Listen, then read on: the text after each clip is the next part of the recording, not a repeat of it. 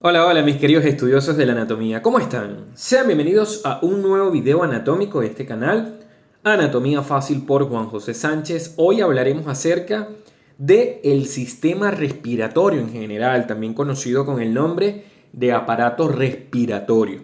¿Ok? Vamos a ver de manera general cuáles son los órganos que conforman a este gran sistema y más o menos cuál es la función de cada uno de estos órganos para finalmente poder lograr el proceso de la respiración.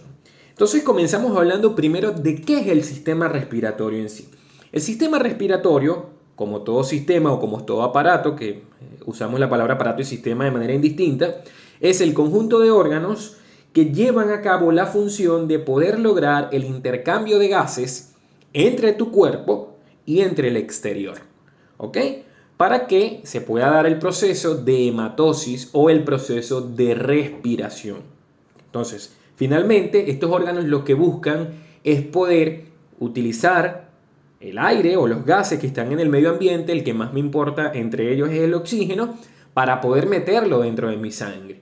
Y de manera, digamos, retrógrada, poder llevar los gases tóxicos que están en la sangre, entre ellos el más importante es el CO2, que es el dióxido de carbono, y poder llevarlo hacia el exterior. Este proceso de intercambio de gases se conoce con el nombre de respiración.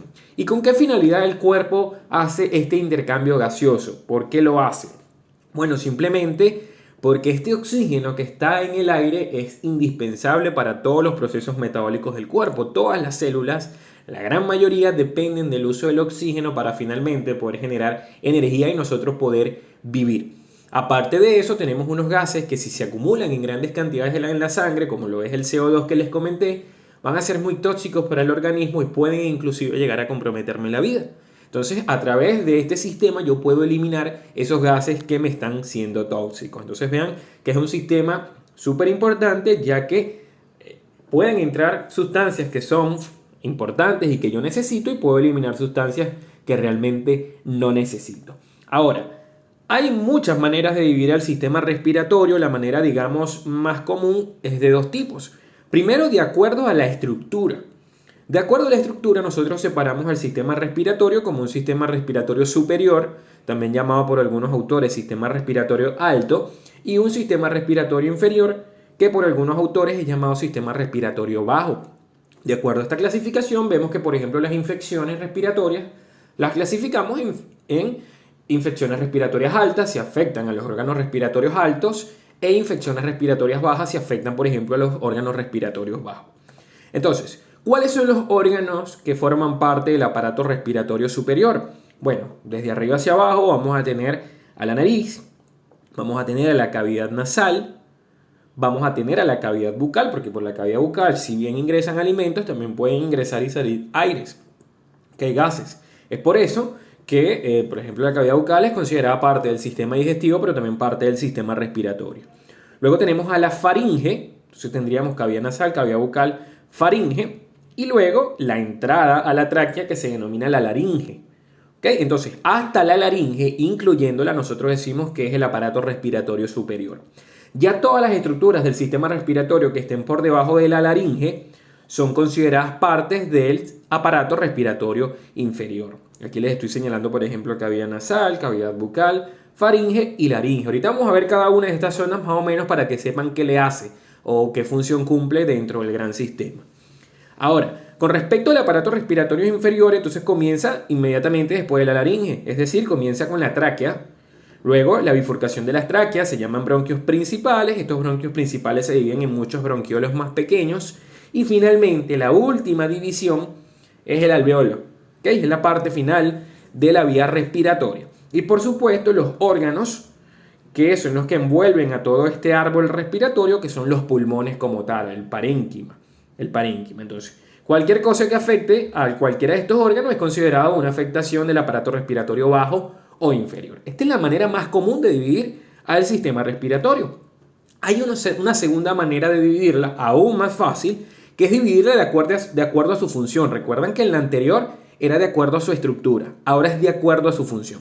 Vamos a ver cómo lo podemos dividir de acuerdo a la función, pero antes no te vayas a despegar del video.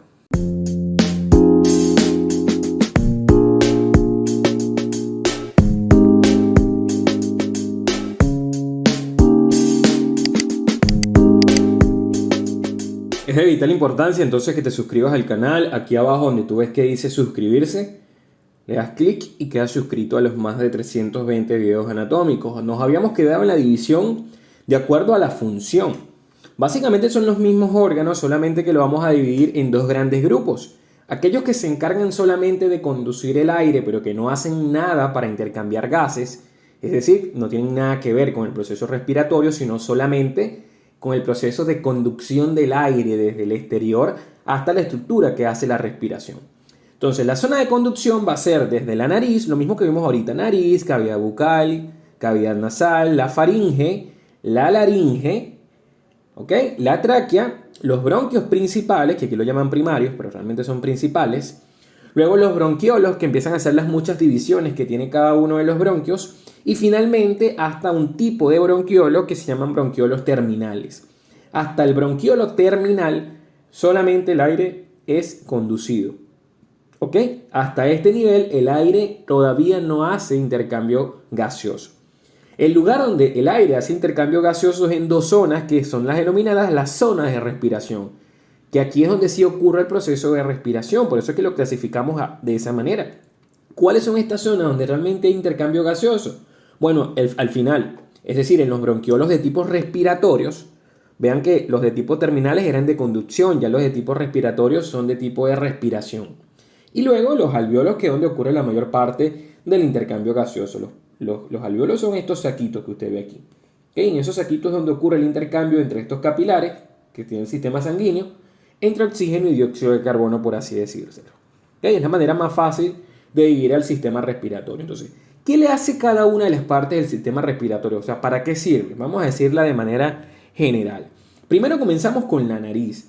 La nariz es importante ya que la nariz, primero, como está hecha de un esqueleto cartilaginoso, siempre se mantiene permeable, es decir, siempre está abierta, cosa de que no sea tan fácil colapsarla. Y si yo la colapso, o sea que me cierro la nariz, al yo quitar el dedo, por ejemplo, si me lo estoy cerrando con dos dedos, vuelve a agarrar su forma original. Y esto es importante porque las vías respiratorias se caracterizan por tener mucho cartílago, es justamente para estar siempre abiertas, ¿ok? Y que no sea tan fácil colapsarla. Entonces en la nariz lo primero que encontramos son unos vellitos denominadas vibrisas que comienzan a hacer un filtro para el aire. Lo que sirven es para comenzar a filtrar partículas y que estas partículas puedan o no ser dañinas para el sistema respiratorio en general. Entonces quedan filtradas a nivel de esos pelitos, por así decirlo, de la nariz, que realmente se llaman vibrisas. Aquí podemos ver la forma de la nariz, que es un esqueleto realmente de cartílago. Luego la nariz nos lleva finalmente hacia la cavidad nasal. Es importante saber que entre la nariz y la cavidad nasal hay demasiados vasos sanguíneos, hay mucha irrigación sanguínea. Y eso se debe a que a los lugares donde hay mucha irrigación es los lugares donde se va a poner muy caliente la piel. ¿Ok? Por eso es que vemos que en medio nos cortamos la nariz y el sangrado es abundante por la cantidad de vasos sanguíneos que tiene. ¿Y para qué necesitamos que haya algo caliente aquí? Simplemente es para poder agarrar y calentar el aire. El aire calentito es un poco más, digamos, provechoso para nuestro organismo, porque el aire frío puede conllevarnos a ciertas enfermedades. Entonces, una de las funciones de la nariz, por eso es que es tan importante aprender a respirar por la nariz, es calentar el aire. Además de calentarlo, lo humidifica para que el aire no entre tan seco. Vamos a ver también que a nivel de esa cavidad nasal existen unas estructuras denominadas los cornetes o las conchas nasales, que lo que hacen es que el aire comience a crear como torbellinos, hacen que el flujo de aire sea turbulento. ¿Y para qué yo necesito crear turbulencia en el aire? Porque simplemente al yo crear como remolinos en el aire, puedo hacer que ese aire empiece a pegar con las paredes de la nariz, que recuerden que son bastante húmedas, tienen bastante moco, y las partículas que estén suspendidas en el aire se queden pegadas en la zona de moco. Y de esa manera ese moco o lo saco por delante estornudando o simplemente me lo voy tragando, y las partículas que pudieron afectarme al sistema respiratorio son, digamos, neutralizadas de esa manera. Para eso es que existen estas estructuras denominadas los cornetes o las conchas nasales. Muy bien, vean lo importante entonces de la nariz y la cavidad nasal. Vamos a ver también que a nivel de la faringe, que es denominada la zona que está posterior a la cavidad nasal y la cavidad bucal, esta faringe es lo que vemos cuando abrimos la boca. Es un espacio que tiene tres zonas o se divide en tres. Una porción más superior, que aquí la tienen en verde, que como está detrás de la cavidad nasal la denominamos nasofaringe. Como a esto también la llaman cavidad renal, rino de nariz, la llaman rinofaringe también. Entonces naso o rinofaringe. Luego la zona que está en amarilla, como está detrás de la cavidad bucal, la llamamos bucofaringe. Pero como a esto también le dicen cavidad oral, también la pueden ver con el nombre de orofaringe. Es la misma. Y luego la que está eso es como un azul oscuro más o menos. Como está detrás de la laringe, la denominamos laringofaringe. Entonces la faringe es una estructura, por ejemplo, esta nasofaringe solamente pertenece al sistema respiratorio porque por ahí nada más pasa el aire de la nariz. Pero la bucofaringe y la laringofaringe pertenecen tanto al respiratorio como al digestivo, porque vamos a ver que el aire que ya viene bajando por la naso y el que entra por la boca pasa a la bucofaringe, luego a la laringofaringe y luego se mete a la laringe y a la tráquea. Mientras que la comida que viene por la cavidad oral no toca la nasofaringe, sino que llega a la bucofaringe, laringofaringe y agarra hacia atrás, que es hacia el esófago. Después de la faringe tenemos a la laringe. La laringe es la entrada a la vía respiratoria como tal. Recuerden que hasta la laringe yo la considero vía respiratoria superior.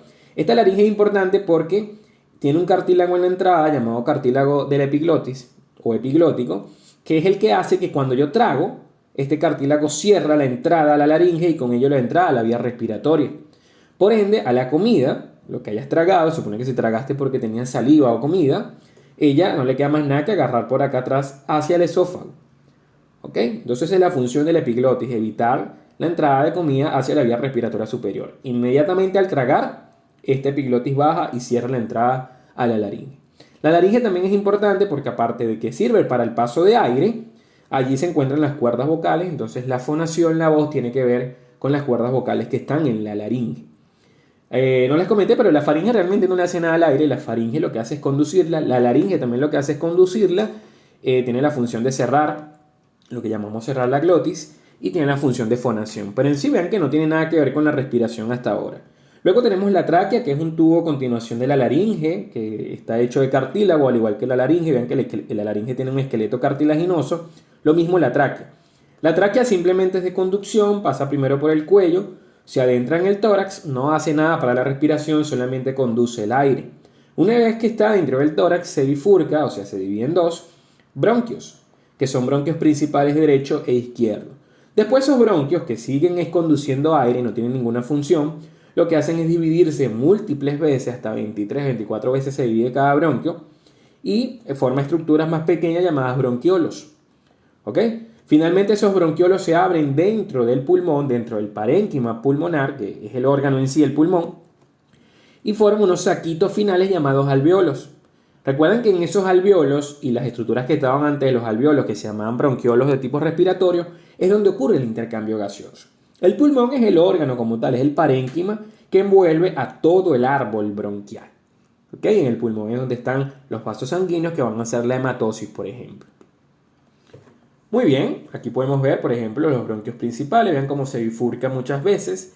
Y finalmente en la punta es donde están los alveolos, que es donde va a ocurrir el intercambio, junto con los vasos sanguíneos que les van llegando, envueltos por el pulmón, que es el órgano como tal que les comenté.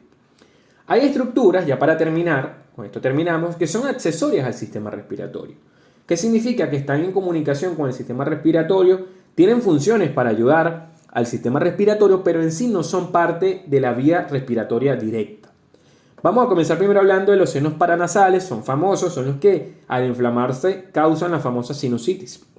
¿Okay? Estos senos paranasales son cavidades que están en los huesos de la cara. Bueno, y algunos huesos del cráneo también. Vamos a ver que los más comunes son los senos frontales, que están en el espesor del hueso frontal, los senos esfenoidales, que están en el espesor del esfenoides, los senos etmoidales, que están en el hueso etmoides, que es uno de los huesos del cráneo, y luego tenemos los senos maxilares, que bueno, en esta imagen no se veía, aquí se ven un poco mejor, que son estas cavidades. Entonces tendríamos los frontales, aquí se ven los etmoidales, y aquí vemos a los senos maxilares, vemos que están en la cara. Por eso es que cuando un paciente tiene sinusitis vemos que tiene mucho dolor facial, tiene dolor en la cara. Entonces estas cavidades son importantes porque producen moco, tienen comunicación con la cavidad nasal y también sirven como caja de resonancia. Es lo que hace que nuestra voz en parte salga un poco más amplia. Por eso es que a veces cuando tenemos tapados los senos paranasales vemos que tenemos lo que llamamos una voz nasal, que es idéntica a la que sale como cuando tenemos tapada la nariz. porque estas sirven como cornetas, como caja de resonancia, aparte de que producen moco que después es vertido en la cavidad nasal. Luego tenemos las amígdalas. Estas amígdalas, también llamadas tonsilas, son un grupo de estructuras del sistema linfático, están descritas en el canal, que se encuentran en la faringe. Las más importantes son las amígdalas faríngeas y las amígdalas palatinas, que estas palatinas son las que vemos cuando abrimos la boca, las que están a cada lado.